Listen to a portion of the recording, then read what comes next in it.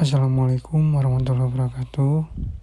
Di sini saya Bagas Saputra akan menjelaskan laporan tentang studi kelayakan bisnis yang judulnya Tahu Hot Jeletot. Di sini saya akan menjelaskan latar belakang dari judul ini.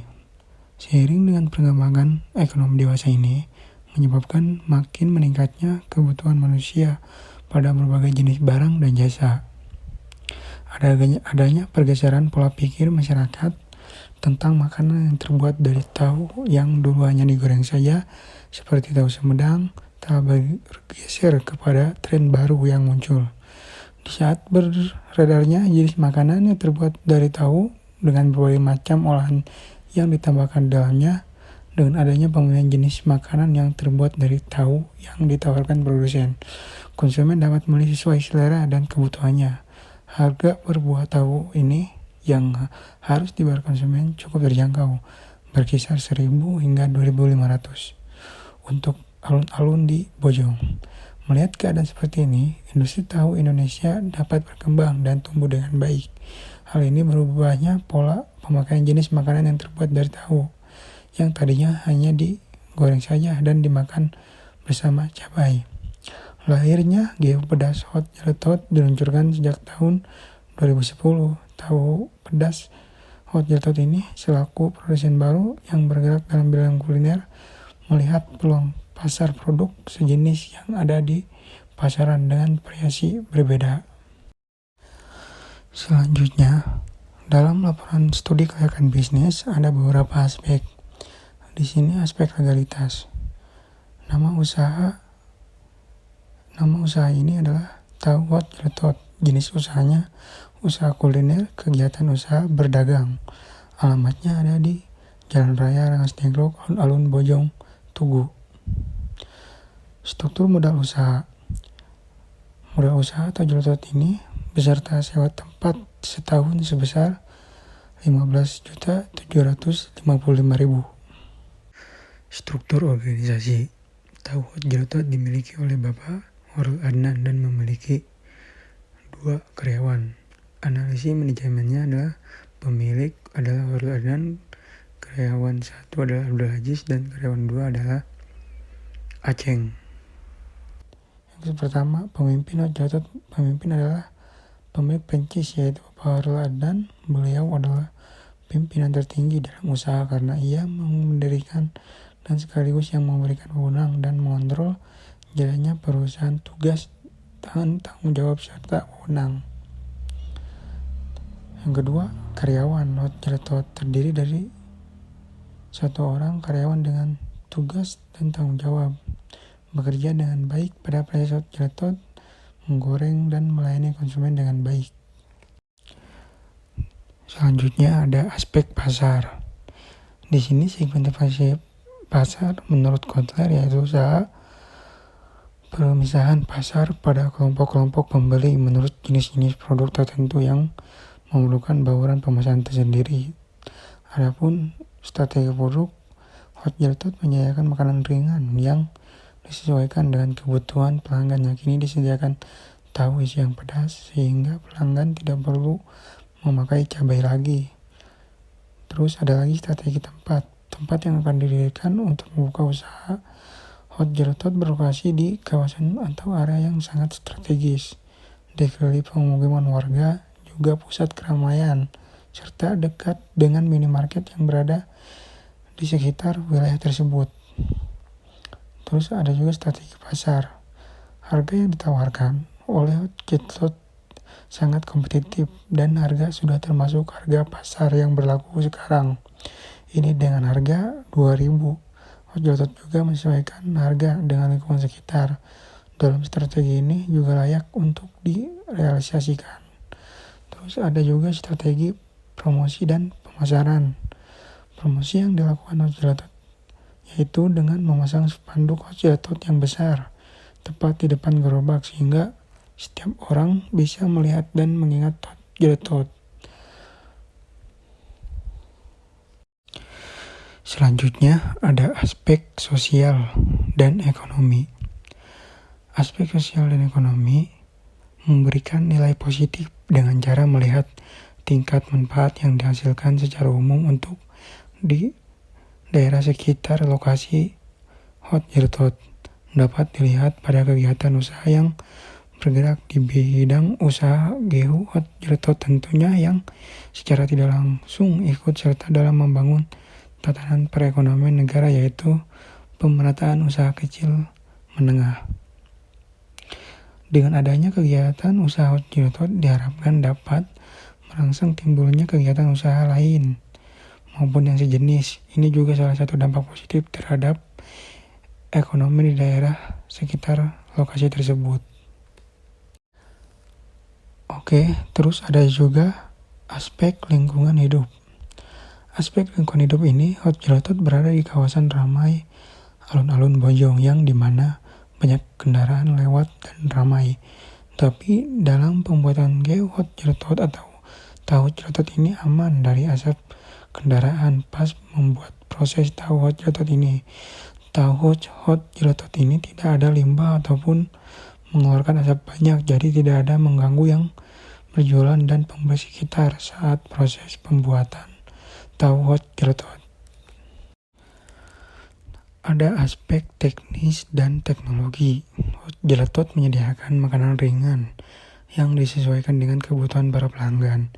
Disediakan tahu isi yang pedas sehingga tidak perlu memakai cabai. Dalam melayani pelanggan, Hotjartot dimulai dari jam 10 sampai jam 9. Dalam maintenance operasional diadakan setiap 1 bulan sekali oleh tenaga teknis untuk mengatasi masalah yang mungkin terjadi dalam kompor untuk menggorengnya. Oke, selanjutnya ada aspek finansial. Di sini ada kebutuhan modal.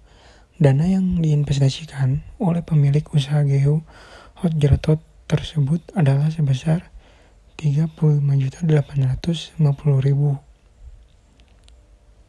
Taksiran pendapatan per hari. Harga tahu 2.000 dikali 150 tahu sama dengan 300.000. 300.000 dikali dengan 1 bulan sama dengan 9 juta. 9 juta dikali 1 tahun sama dengan 108 juta. Taksiran pengeluaran atau biaya per hari, biaya variabel. Pertama ada adonan terigu 30.000, minyak goreng 15.000, sayuran 5.000, tahu 75.000. Total biaya variabel 125.000 dikali 30 sama dengan 3.750.000. 3.750.000 dikali 1 tahun, yaitu 45 juta per tahun. Biaya tetap per bulan. Pertama gaji karyawan 800.000 untuk 2 orang 1.600.000. Terus ada listrik 300.000, penyusutan 1.533.331. Total biaya tetap seluruhnya adalah 41.199.972 per tahun. Terus ada juga taksiran laba rugi. Di sini pendapatannya diperkirakan naik 3%. Yang tahun 2017 108 juta. Dan ada biaya variabel diperkirakan naik 3%, yang adanya 45 juta dan biaya tetap 41.199.972. Nah, di sini biaya variabel ditambah biaya tetap. Total biayanya 86.199.972. Yang pendapatannya tuh dikurang sama dengan total biaya tetap dan biaya variabel, hasilnya 21.828. Terus ada pajak 10%. Jadi EAT-nya adalah 23.980.30. Perkiraan perhitungan prosen. Proses ini adalah EAT ditambah depresiasi dari 3 tahun. EAT ditambah depresiasi dengan hasilnya proceed. Terus ada payback period. Di sini jumlah investasi adalah 35.850.000 dan proses tahun kedua sebesar 27.592.361. Di sini 10.336.639 dibagi 27.592.361 dan dikali 12 bulan. Yang hasilnya yang sudah dibagi yaitu 0,37 dikali 12 bulan. Hasilnya 4,4. Jadi investasi diperkirakan dapat kembali dalam kurun waktu 1 tahun 4 bulan. Selanjutnya ada net present value dengan perkiraan bunga R 12%. Jadi di sini tahun 2017, 2018, 2019 cash inflow dikali dengan DF 12%. Terus ada hasilnya adalah PV. Dari di sini dari tahun 1, tahun kedua, tahun ketiga jumlah dari PP yang hasilnya dari nilai bersih dari investasi terhadap usaha ini adalah sebesar 28.392.984. Karena hasilnya positif, maka investasi pada usaha tersebut selanjutnya ada internal rate of return. IR dengan membandingkan tingkat bunga 20% dan 25%. Tahun 2017 dan tahun 2018 cash inflow dikali DF 20% dan hasilnya PP. Dari hasil PP ini dikali dengan DF 25% dan hasilnya PP. Terus perhitungan internal of return yaitu R sama dengan P1 dikurangi C1, P2 dikurangi P1 dibagi C2 dikurangi C1. Sama dengan P1 nya itu adalah DF 20% dikurangi 44551.727. 25% dikurangi 20% dibagi min 6592475 dikurangi 4551727 sama dengan 20% dikurangi 4551727 tutup kurung 20% 0,05 dibagi min 11 sama dengan 144202 sama dengan 20% plus 227 586 dibagi 11 144202 sama dengan 20% plus 0,02 hasilnya 22%. Dengan demikian tingkat suku bunga yang diperlukan untuk IRR adalah sebesar 22% karena tingkat keuntungannya lebih besar dari tingkat bunga yang disyaratkan yaitu 20%. Maka proyek tersebut dinilai menguntungkan sehingga bisa diterima. Terus selanjutnya ada Profitability Index atau disebut PI, yaitu perbandingan antara nilai penerimaan kas bersih di masa yang akan datang dengan nilai investasi yang sekarang. Karena kadang approach PI mengubah hasil ke dalam nilai PI, maka nilai PI bisa dihitung dengan cara PI sama dengan PP proceed dibagi PP outlay. PI sama dengan 40 401 7 dibagi 35 850 000 sama dengan hasilnya 1,12. Karena nilai PI lebih dari 1, maka investasi tersebut dinilai menguntungkan. Rangkuman hasil penelitian yang pertama, payback period 1 tahun 4 bulan, layak karena lebih singkat dari yang diperkirakan. Terus ada net present value yang hasilnya adalah 28.392.984. Hasilnya positif, maka layak atau diterima. Terus ada internal rate of return 22%, dinilai menguntungkan karena lebih besar dari tingkat bunga yang disyaratkan.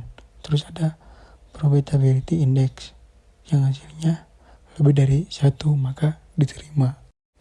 Oke, kesimpulannya, berdasarkan hasil penelitian yang penulis lakukan terhadap pot jelotot ini layak untuk dilanjutkan dan dapat dibuktikan dengan menggunakan aspek keuangan dengan menggunakan metode payback period, net present value, internal of return, dan probability index.